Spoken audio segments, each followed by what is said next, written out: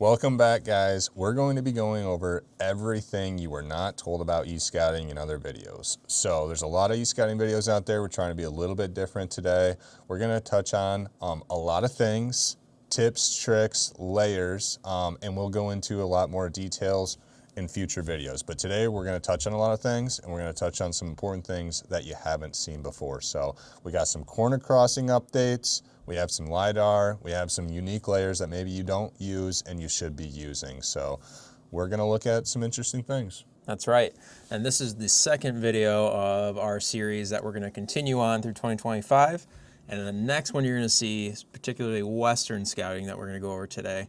We're gonna be in Colorado a month from now with Resilient Outfitters doing the actual scouting, so we can relate both of these videos. And so you guys can kind of see the differences between e-scouting and actually being there in person.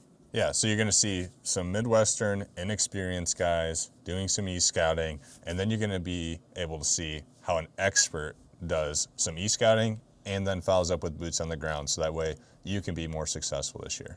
Okay. So first, let's get into this, and then we'll get into that. That's right. And then now let's get into this. Okay, so really, one of the first things we're going to talk about is just last month there was a big update to corner crossing. This has been a huge hot topic out west, both good and bad, depends on what side of it you're on. Now, we're public land hunters and we're from the Midwest. We spend a lot of time out west, and really at the end of the day, it's public land. So we're really excited about the change. Let us know what you think in the comments below if it's good or bad. There's a lot of private landowners that aren't happy about it, but at the end of the day, it's public land. So this has opened up 8 million acres of additional public land for people to hunt by allowing corner crossing. So if you don't know what corner crossing is, we're gonna show you in OnX right now. Let's jump over there. So there's an awesome article on Field and Stream if you wanna check it out. There's multiple out there, but really breaks it down. Corner crossing is as simple as it sounds. When two pieces of public land meet at a corner, that is where you can cross, now legally. Previously, you would not be able to cross that section. It was deemed illegal. So now, with it being held up in the courts, you can access from one of these pieces to the other piece. So most importantly, out west, a lot of these are landlocked by private. There's a lot of checkerboard BLM or state land, government land that is checkerboarded, and there is no access to it other than the corners. So until this year, really for the most part, if anyone was doing that, it was illegal. Now it's illegal, opens up a lot more opportunities. This is great for the hunter because it opens up more land for us. It spreads us out, a lot of opportunities that have been untouched. So if you are looking at going out west this year, my recommendation would be to target these areas that have not had the pressure in the past, hard to get to areas. There's gonna be a lot of property that has not been hunted and has not seen the pressure. So there's gonna be able to spread a lot more people out too, which is really great for these low draw over-the-counter tags where there's maybe a lot of hunters out there and not as much animals. So find these corner crossing opportunities where you can get to one piece of public land, but you can only get through the other through a corner because that's likely has not been hunted recently, at least not with a lot of pressure. So other than that, when you're scouting out west, some tips that we wanted to give you. Again, we're going out to see Cody with Resilient here in another month, and we're gonna get into the really nut and bolts of it. But what we wanna show you is having a plan and having multiple backup plans. So there's a couple of things that really gotta draw your attention when you're building your plan for out west. Finding access points, roads, and finding water sources for you, the animals, food sources. That's really what it comes down to. The best food, the best water, the best access, and the best habitat for the animals. So once you start to narrow those down, build yourself a plan A, and then a B, C, D, and E until you really start to figure out an area. Because what we have learned from going out west is a road might be marked as passable, might be a public road, but it might be gated. It might ruin your entire plan. So if you don't have multiple backup plans, you might be spinning your wheels. With that being said, make sure you get out there early, a day or two early, so that way you can check these plans. If everything checks out, great. Get hiking, get back in the woods, get your camp set up, find some water, what have you, or do some scouting. Maybe plan B or C, there's more animals, and now that's your plan A. So giving yourself that extra day or two before season opens, just to verify what's going on, is huge. So find water, find food, find access points, find some corner crossing opportunities. That might lead you to some unpressured animals and really help you be successful this year if you're heading out west. And really, one other thing to add, and a benefit to have multiple backup plans is, I mean, for us, we're in Michigan, we are going to be hunting out west, and we are going to have multiple backup plans because we could get to, for example, this area and it just not be where we should be, and not being able to just drive over there right now and see what it looks like without multiple backup plans, and you go all in on just one area, you could be wasting a lot of time trying to figure out where else to go. Yeah. And you spend a lot of resources, not only money, but time, energy, everything to make this trip happen, these hunting trips. And so you want to give yourself the best possible opportunity to be successful and have an enjoyable trip. There's nothing worse than thinking you're going to hunt this area and there's no access to it. And then you're in a bad mind space and you got to go find something new, somewhere different to be. So use every tool to your ability to investigate where you're going, have a game plan, where you think you're going to set up camp, where you're going to find water. The more details you can get ironed out before your trip, the better chances you're going to have of success, because you're not going to be focused on all of that. So with that being said, the tools that we recommend, OnX has been a huge asset to us for out west. Make sure you have an elite membership. That way you can have all the states. You get access to all the layers. Life's great. There's a lot of other tools out there. We're not sponsored by OnX. It's just what we've been using. We also like to use some other tools. So for one, Google Earth. I'm a huge advocate on Google Earth because it gives you just a different dimension, different look, lay of the land. You can use that in combination with OnX. And then Spartan Forge has the awesome Lidar layer. So we're going to pop that open and just show you what Lidar looks like. And what's really cool about Spartan Forge over some other tools out there is they have Lidar, which it's actually a light detection, ranging software, whatever. And how it works is it generates a 3D map of the topos or the geography of the earth without the cover. So there's no tree cover. It's really like looking at a 3D topo map, and you can turn on the contours as well, so you can really get a good idea. This is where I was saying, yeah, OnX is great. Google Earth is awesome too, because you can move these little features around, get different angles. But this gives you the true contours of the earth itself with zero cover. What does it look like? And you can get that real definition of what's happening. It can help you find some of the corridors, like what we're zooming in right now. You can see these little corridors and benches where animals are going to travel up through. Maybe there's a creek that runs up there, what have you. But it shows you the stuff that sometimes is harder to see on just a topo map. And it's really hard to see if there's cover on top here as well. So this is an awesome feature. If you're a Spartan Forge user over OnX, this is definitely something that you should become an expert in. And if you like OnX over Spartan Forge, this might be worth coming over and seeing what they have to offer over here when it comes to at least the Lidar feature. Yeah, and I mean, beyond the corridors, this can also tell you where they might be bedded, right? I mean, what looks the best looking at these contours? Where are they going to be bedded on a certain wind? I mean, you can look at the weather for the week and look on these and determine, what side of the slope do you think they're going to be on? Yeah, I'm really excited when we get with Cody to get a better understanding of what a bench looks like in person, and then also on the mapping features. So what does a bench look like? Where is a bull elk going to bed? Where are mule deer going to bed up at? And how does that look in person? And how does that same spot look on the map, right? So once you can identify those areas on a map, it's going to make you just so much more successful in out planning out hunts and stalks and when you get out there. Yeah. And for those who don't know who Cody is quite yet, you're going to meet him soon. He is the owner of Resilient Outfitters in Colorado. So we'll have his stuff linked below in the video, and we'll be doing those videos soon as we go out there. Yeah, he's got a really good success rate, and he's got some open hunts this year. They're doing, they got DIY hunts, they have fully guided hunts. So there's some links in the description. You can check them out, check out their socials, their pages. He's also all about support. So if you have a question, you have a thought, you've never been out there before, feel free to shoot him a DM, shoot us a DM, and anything that we can do to help you become more successful, we're all about as well. That's right. Okay. So if you are an OnX user and you're scouting out west, we have some pins here that we've dropped as well. But there's another tool in here called Terrain X from OnX.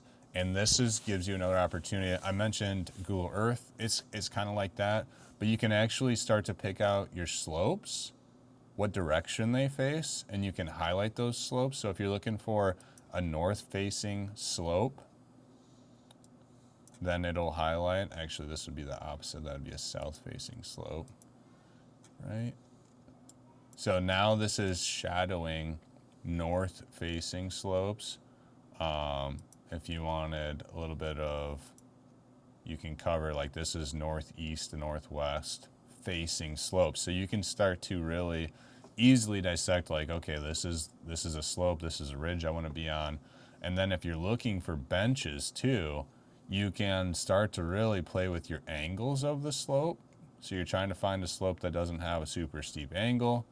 And you can even mess with your elevation. Like I know I'm going to be hunting between 7,000 and 9,000 feet. So I just want to see the slopes that are in that range. Now this area is a little bit lower, but we can start to narrow that down. So you can narrow down your slopes, narrow down the steepness of them, and the elevation. And then you can even start to look in a 3D way of glassing points. So you can use all these tools to build yourself a plan. Now this is telling you wherever I drop this cursor, that's where I should be able to glass every one of those highlighted spots. So you can figure out, okay, my access is going to be over here. I'm going to hike into here. This is where I'm going to stop and glass for a few hours. And then I'm going to hike in, and then I'm going to glass from here and glass these other ridges. So you can start to really develop your plans this way. And again, have multiple. But the more pins you can have for access, glassing, potential bedding spots, potential water holes, all these are going to add to your success. So make sure you're diving into all these tools. Again, we'll continue to do more in-depth looks at everything, but just know there are so many tools out there between OnX, Spartan Forge, all these other companies, and just the ones that are out there for free too, Google Earth, Google. All right, this next part, guys, we're going to look at the Midwest type of scouting. So we're actually still using OnX, and we're in Michigan right now. That's where we're from. But we hunt pretty much every state in the Midwest, and we are going to look at all of this the same. So we're going to go over a couple of tools that we would use for e-scouting. So number one would be making sure you're using your layers. So, which I think most people know, or at least people who really dive into this stuff, but you should be using your hunt map layers. And if you have the elite membership, you have multiple states, as you can see. So when we go to Michigan, we can turn on any of these type of land access programs. So the biggest two that, in Michigan at least, that we see is the Michigan Commercial Forest Program. That is private land that people essentially lease for public hunting use. And then we have the Michigan Hunter Access Program, where there is hunting access that, again, is private land that people lease out to the state. So as you can see here, we have one pin that, because of this layer is on, if we were to take this layer off, you would never know. Having that layer on, as it's zoomed out, you can see it's kind of got these green dots here. That means it is commercial forest, and it is private land, but it is open to hunting. So in theory, you could park here and you could walk in to access this and legally hunt it. So beyond just the commercial forest, there is also the Hunter Access Program, which we have one right here. So again, same thing, without these layers on, you would never know it's there. So now you have the ability to see, okay, this has Hunter Access, I'm able to hunt this property right here. What's very important about both of those two, again, is they're private. So if you're just looking at state-owned, government-owned land, you're never going to see these opportunities to hunt, and that's what they are. They're opportunities. So a couple of things to know. You want to make sure, especially we're looking at Michigan, go to the Michigan DNR website. We're going to look at a couple a little bit more later, but you want to verify that, is this huntable when I want to hunt it? Sometimes they're limited to small game or birds only, whatever. There sometimes is limitations. Maybe it's archery only. So you want to look up that specific piece of private. Are you allowed to hunt it in the season you want for the animal that you want? Where are you supposed to park? It is private land, and we have to respect it as private land. Otherwise, the owners can opt out of these programs. They do get some tax benefits for being in there, but in the big scheme of things, it's pretty minuscule. So if their property's getting abused, and they're going to get out of there, and we're going to have less places to hunt. So make sure you're taking care of it and making sure that you're hunting it when we're allowed to be there. Yeah, it's really important. I think most people use OnX nowadays, but as you'll see later in the video, it's important to pair OnX with whatever state map that your Michigan DNR, for example, has created. Michigan Hunt. We're going to show you later how we would pair those two and how it gives you more up-to-date information. That's right. These are on an annual basis. People can opt in and out. So if you're using just OnX, you could miss new properties coming into the tool, and you could miss people leaving, where if you're hunting this piece of property and they decided this year they weren't going to participate anymore, OnX is usually just not that quick with it, and you might be trespassing. So anytime that we hunt on one of these, if we hunt private land open to public, we are always verifying through My Hunt before we get there to make sure that that person is still in the program. Better safe than sorry. Yep, absolutely. So beyond just the access that you can gather from these apps, now we go over what are some of the most maybe not looked at layers, or the best case use scenarios to have these layers on to figure out where you're going to hunt. So let's go back here. So as we go down, you'll see there's one main type of layer. It's called the trees, crops, and soil layer. So as you'll see, there are multiple options to use here. And I'm just kind of go through them and kind of give you an example of how maybe we would use them. So number one, we're going to have timber cuts. In Michigan, there is usually a ton of timber cuts, especially in northern Michigan, just because there's more state forest. But to me, when I'm looking for timber cuts, I want to know what year it's done, how long ago it was, because that new growth coming up is going to be very essential for, like if I'm hunting deer, that's exactly what I want to see. They're going to be eating the browse coming up from that new growth from the timber cuts. Yeah, because, I mean, as you can see, this piece of property we're looking at surrounded with ag, which is great. Where we hunt is not surrounded by ag. So we're looking for what's the next best food source for these animals, and new growth and acorns is definitely going to be a primary resource. So the ability to find those two resources for them is going to be huge. It really just depends on your area. What are the deer eating, and then how do you use the tools to find that, and then you get boots on the ground. Yeah. And then actually, I'm just going to jump straight down to one other one, which is actually the U.S. crop distribution. Because we're just in that spot, it's surrounded by ag. We use this in multiple states, not just Michigan. We've used it in all the other states we've hunted. This kind of goes over almost like a map of what the last year's crop was, actually, because they're usually updated in a yearly basis, I believe. So last year, for example, this field was documented as soybeans. Most likely that probably is corn. They might switch it year after year. But it just gives you an idea on what to expect in the area. I mean, if you're looking for mainly soybeans and corn, you're going to be able to see using these things right here. So, because you can even see if one's alfalfa and you're not really looking for it. Maybe you're looking and you see this is hay down here. I'm not really going to hunt a hay field. Maybe it's early season, I want to be on beans. Well, you can see over here one of these fields most likely is beans because of crop rotation. Yeah, and what we found out this year from a lot of scouting throughout the Midwest is that this is not accurate. Yeah. But what it is accurate in is that it is planted agriculture. And a lot of times if it's corn one year, it might be corn again the next year, or maybe it's 2 years later, or maybe it's 3 years later, and maybe in between there's alfalfa or there's beans or whatever. But it's a good indication of, okay, they plant crops that can be harvested in this area. You got to get out there and see exactly what it is going to be this year, but it tells you there's going to be a good source of food here for deer, whether it's corn, beans, whatever. Like, it's an opportunity. Yep, absolutely. Food sources is key when hunting whitetails in general. So you got to know if you're hunting around ag. I mean, you can already see all the ag that you have access to on this. And then I'm trying to get back to that one area. Here we go. So the next thing I was going to cover is the acorn producing oaks, which there are only a few. Right. Might be a stretch. Yeah. So this doesn't really, again, this doesn't tell all. There are going to be years between white oaks, red oaks that they're going to be dropping or not dropping. So it's going to be a little up to you on if you have the ability to get to the spot to check, are they really going to be dropping that year? I do think that's important. But also, if something that I guess I would look for is areas, if I'm looking at oaks specifically. So if I'm hunting whitetail where there's not a lot of farmland in early season, they're going to be on the oaks. I'm going to look for a spot that doesn't have a ton and has maybe a cluster of them, because I think those deer are going to be concentrated on that area.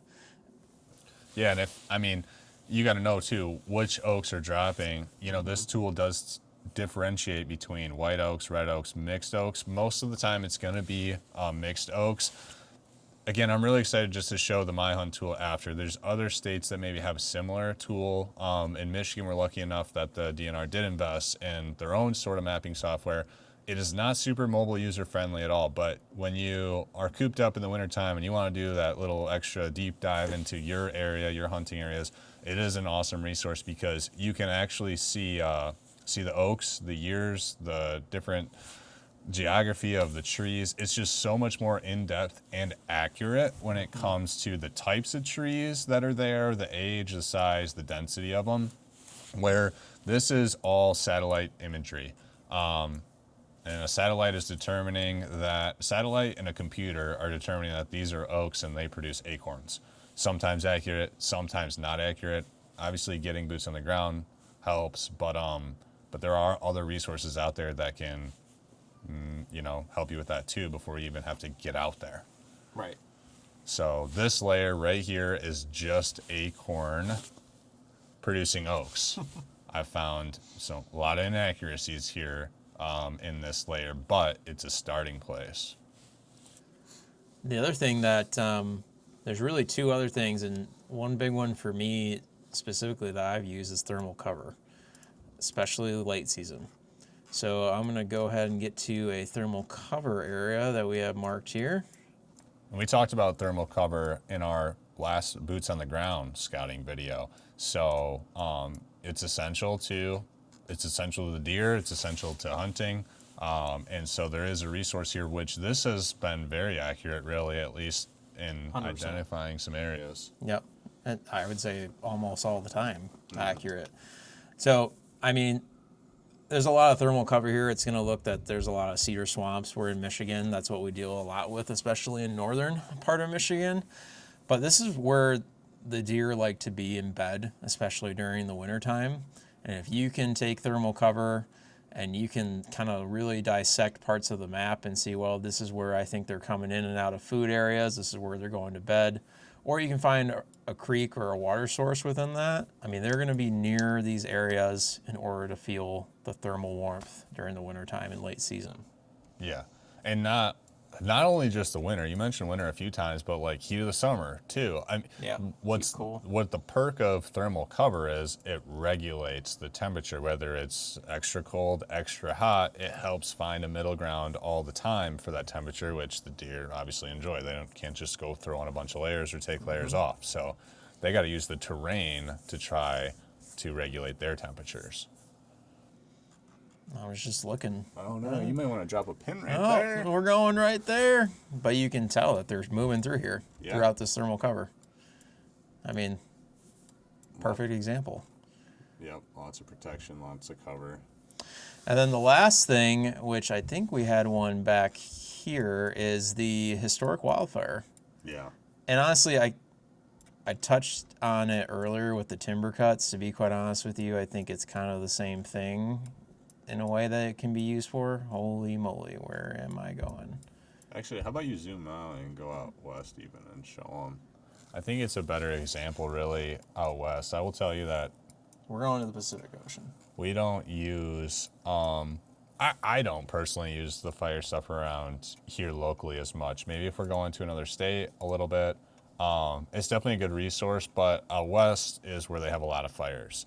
And if you've watched other scouting videos, which I'm sure you've had, they talk about fires all the time. So finding fires that are 1 to 5 years old. If you watched our Colorado archery hunt from last year, we hunted a burn almost the entire time. So if you haven't seen that video, go check it out.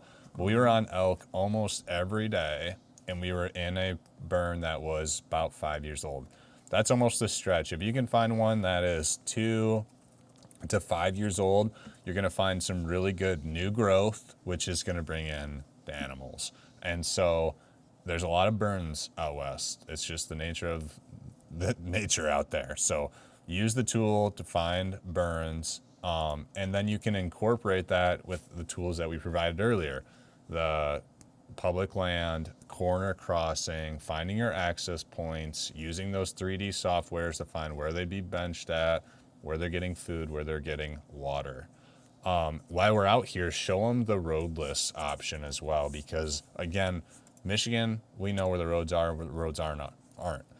But when you're out west, you are not going to necessarily see all this. So you got to try to figure it out before you get there when you're building your plans. The goal is to avoid people and find animals at the end of the day. I think that's every hunter's goal. Like, find animals, avoid other hunters. And so there's a lot of people looking at the same thing. But how do we get to some of these areas that maybe aren't as well traveled by people that don't have the ability to hike back a couple miles, and just finding these opportunities. So this light purplish gray shading is going to show you roadless areas, which is going to indicate they're a little bit harder to get to right off the bat. So they draw my attention right away. I'm looking for public land overlapping with a roadless area, and then I'm looking for burns. If I can find an area that's public land, that it's overlapped with roadless, and there's a burn nearby, then I've zeroed in. And now I'm going to exactly what Dylan was talking about earlier. Where are they bedding? Where are they eating? Where are they drinking? And if you can find all of that within a roadless public land area, like, you're in to find some animals. Especially depending on when the burn happened. I mean, if the burn happened 2 years ago, you're in the money. Yep. Yeah, and the burn that we were hunting was like 5-6 years old, and they were still using it. Right. So just because it's been a little bit older, don't rule it off. It takes a long time for the growth to come in. The problem that we saw hunting a burn that old was that the new growth all of a sudden is 6 to 12 feet, and that can make hunting very difficult. It can make seeing animals getting a shot very difficult, but they're still using it 100%. Which happened. Right, which is exactly what happened. So maybe stick to the 2-year-old stuff. And then obviously the motorized roads and trails, just going on the opposite end of the spectrum, turning on that will also tell you, well, how do I get maybe a little closer to the areas I want to be, and then know which ones are not, do not have roads. That way you can kind of, just another piece of your plan. And this is great intel. And there's a lot more details in here than what you think. Some will even say like, hey, this is a bad road. This is a 4-wheel drive lifted truck road only, FYI, or suggested. But here's what I'll tell you too, which we found in Wyoming, is there's stuff in here that says it's a motorized road and it is not. Yeah. Or it's gated. Or this is a good example right here. Pull that up. Like, this is a road that goes through. Does it go through private? It is state of land? Wyoming. It is public. So So- that's not a great example, but there is pieces of private Yeah. that the road goes through, and you cannot use that road. Yeah, it'll be gated. So yes, it's a public road on one side and the other, but you're not allowed to drive through there. So public land in Michigan is a lot different and private than it is out west. We learned that, I would say, the hard way. We did not do enough research before our first trip out there, and We were successful, but it took us way longer to even get on deer because we were too busy trying to figure out what the heck to do. yeah, our plan A, B, and C kind of went out the window, and it was just, let's find a place we can hunt because we couldn't hunt the places we thought we could. So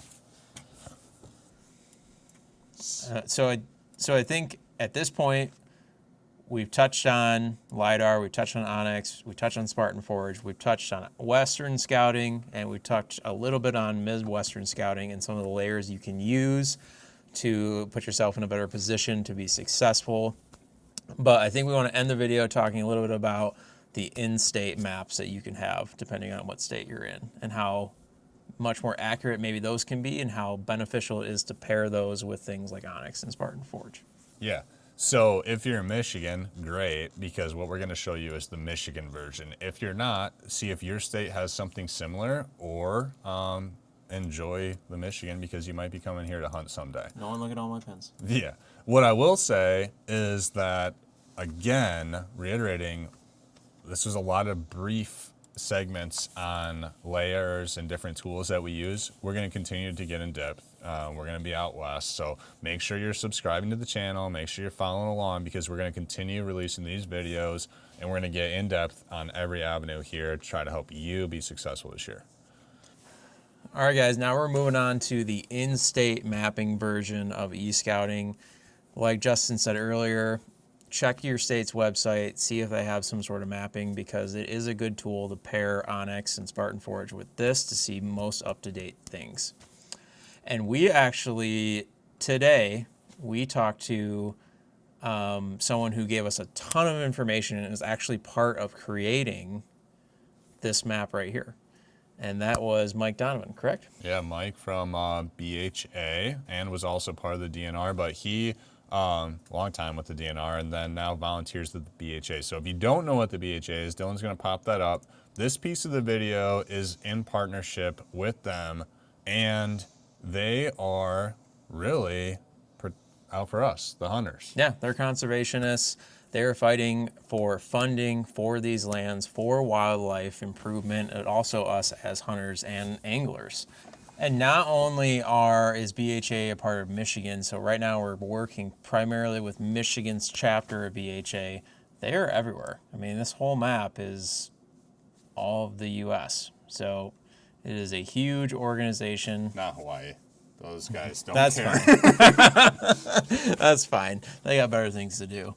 But these guys really care about your rights as a hunter and about all of our public lands and wildlife. So if you don't know what BHA is, please go check them out. They will be in the video description down below and see what they're all about. And what I would say too, like, you know, in the world we're in, we just got done talking with Mike. He's actually in Washington, D.C. right now. Not only do they lobby for additional funds to protect our forests, they also lobby to try to maintain the funds that are already allocated and reserved for this. So there's a lot of money that's allocated in advance to preserve wetlands, woods, habitat, and animals protection, all that stuff. Take a look at what they have to offer if they're in your area, see if it's something that you want to join, be a part of, donate to, what have you. But this is just another group of people that are really out there protecting the wildlife, which is what we all want to do as conservationists. We're not just hunters, we're conservationists. We got to do our part to maintain this and for the future. That's right. Jumping back to our state website. So lots of things we can go over here. I am going to bring up the legend, so that's kind of going to help us a little bit. In our opinion, it's always good to start out this far out with the map because as you can see, there are a bunch of different types of coloring and layers that might be able to help you determine what's best for what you're trying to do. You want to go into a little bit of that? Yeah, so I mean, really, skyscraper overview, what you can see right away are the stars. Those pop out to me. That is why I like to use this tool because those are your hunter access programs. Those are those small parcels of private land that you are able to hunt on, given you follow the rules. So they're a lot harder to find on OnX. a lot easier to find on this tool and more up to date, which is the most important part. People can jump in and jump out of that program at any point in time, and Michigan, My Hunt, the DNR take it very serious to make sure this tool is updated, where OnX might have a little bit of lag to it. So you might be hunting somewhere that you don't really have permission to, or you might be missing out on an opportunity to hunt somewhere that is new to the program. So use this tool to find that out. Also, you can see where the primary lands are. We got light brown, we got green. These are hunting lands, whether it's commercial forest, state forest, government forest. There are a lot of areas that you can hunt in Michigan, and this is giving you a quick overview of that. And not only does it give you an overview as you find these little pockets that are private land that is leased out to be hunted for the public, you can download these maps of these little parcels. So as we zoom in on one, we can click here and we can click on this piece. It'll come up with a link where you can download that PDF, which we already have up here. And this goes and gives you a really good detail of where the safety zone is, where you can hunt, what sort of animal maybe you can only hunt in this certain area. This goes throughout most of the state where you can download these maps, not only print them out, but you can use third-party apps like Avenza Maps to download this to your phone and take them with you. Yeah, absolutely. And you are looking for here again the rules. So park it where you're supposed to park if there's designated parking. Follow who's supposed to hunt there. This piece of property, as you can see, is for youth and apprentice hunting. There's also areas around the house that is not open to hunting. So this gives you a really good idea of where to go, what to do when you're there, where to park, who can hunt, what type of animal, etc., etc. But this is going to be updated every single year for each of these parcels. So any updates, any changes, you want to go here, print it off, or save it to your phone so you have it with you in the field. And then back to My Hunt here. The second biggest feature of using, I think, a benefit of using the in-state mapping, beyond the fact that parcels are more up to date, is the cover layers. Oh yeah. So if we go, let's go back to the legend here, and as you can see, there is a Michigan cover types. So if we were to open this up a little bit, this really gets granular on different cover types. So we have aspen, oak, conifer, wetlands, rock, sand, and soil. This really is kind of similar to OnX, but I think in a more detailed view shows you a little bit more about the cover types in more detail. Yeah, I would say not even close to similar to OnX. This is going to be like, wow, because the state, what Mike was telling us was the state has to inventory all of the property, the forest land, every 10 years. And so every single year they're allocating 10% of the property is getting. So every 10 years, this is 100% up to date with the type of trees, the density of the trees, the size of the trees, when that parcel of hardwoods or whatever initiated, if it was cut at some point in time. It is incredible the amount of details here compared to what you can get in OnX. So look in here, what you're gonna see is the different numbers and colors of these polygons, and these polygons are very accurate compared to what you might find in OnX. So where our cursor's at, you can see a green polygon with the number 3 in it. So if you look at our chart, what we're looking at is a upland conifer. That's the types of trees that are going to be there. And then 3 is going to be high density saplings. So there's going to be smaller, high density trees, and it's very dense area. So likely it might be like a bedding area, or it might be hard to get through. Depends on what type of hunting you're doing. What's crazy about it is like almost the size of the tree. That's how detailed it's giving you. It's saying that it's a sapling, high density sapling. It's almost giving you a detail. It's going to be thick, but it's going to be small saplings. Yeah. And again, this data could be up to 10 years old, I guess, at the most. So 10 years, but still sapling is going to be kind of a sapling. It takes a long time for a real tree to grow up. So You know it's going to be thick. you know it's going to be thick. Right below that, we have brown, and we have 1, 3, 7, 9. We have some different variations. So brown, we got oaks. Doesn't differentiate the type of oaks, just oak trees. We have some low density sapling. We have some high density sapling. We have some high density logs. So we have some really mature forest, and we probably have some in between where maybe there was some cuts or the transition from those conifers over to the hardwood oaks. It transitions to that, big mature forest. So this gives you a really good indication on how old and what type of woods are going to be there. Yeah, and it still gives you an indication of what the thermal cover is really. I mean, lowland conifers is the purple. That's going to be your thermal cover. Yeah. So you could use this map in the same way as kind of we were looking at before with OnX to give you a more detailed view. And you can turn the hybrid on too, so you can see these trees, satellite view. You don't have to just look at the map. You can see what it looks like. And if you take off the hunting lands, it gets rid of some of that. So, and then turn back the cover types back on. So you can toggle that on and off to get an idea of what it looks like actually in the area, and then you can start to map that out. And furthermore, there's one other piece to this, and that is the natural color and the infrared tools that Michigan Hunt gives you. So if we take the cover types off, it's going to show you the natural color of the vegetation, which I think everyone's used to on most apps.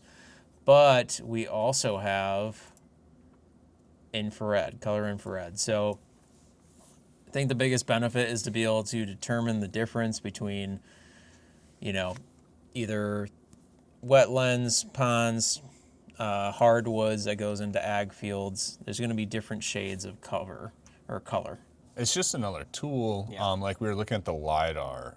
This is another way to differentiate that. This is a great example because you can see the river, how dark it is, and then what the swamp, that swamp around the river where those little fingers are, it's going to be real dense thermal cover next to that, and then it's transitioning to more hardwoods and different fields and stuff. And so this just gives you another resource to understand the transitions, really. And as a hunter, that's what we're looking for. We're looking for transitions. Where are the deer moving through? And this is another tool to help you find them. Yep, absolutely. Okay, so this has been a quick tutorial on my hunt. Hopefully your state, if not Michigan, has something that's similar or close to this because it's an awesome resource that we're lucky to have here in Michigan. So make sure you check out the Backcountry Hunters and Anglers. Make sure you check out my hunt. Make sure you're following along. And what I want to say is if you need more details on my hunt, there is a whole video series out there done by the creators of that, with Mike involved, it really have details broken down. So we just wanted to touch on it, really show you some of the details of all of our tools, right? And this is just one of them. There's multiple tools you can use. We do recommend pairing some of these because I think there's certain benefits to OnX, this map, Spartan Forge that can really make you successful. And then from there, that's just the beginning. Then you're going to go boots on the ground, things like that. But thanks for watching, guys. We can't wait to bring you more videos in this series as we go to Colorado in May. But make sure you hit the like and subscribe to this channel for more updates. And go to the video description below to look at BHA and Cody, Resilient Outfitters, and everyone we worked with this video. Furthermore, if you're interested in some of the gear that we are going to be using throughout the trip to Colorado and throughout hunting season, that will also be in the description below. We appreciate you guys. Thanks for the support. We'll catch you on the next video.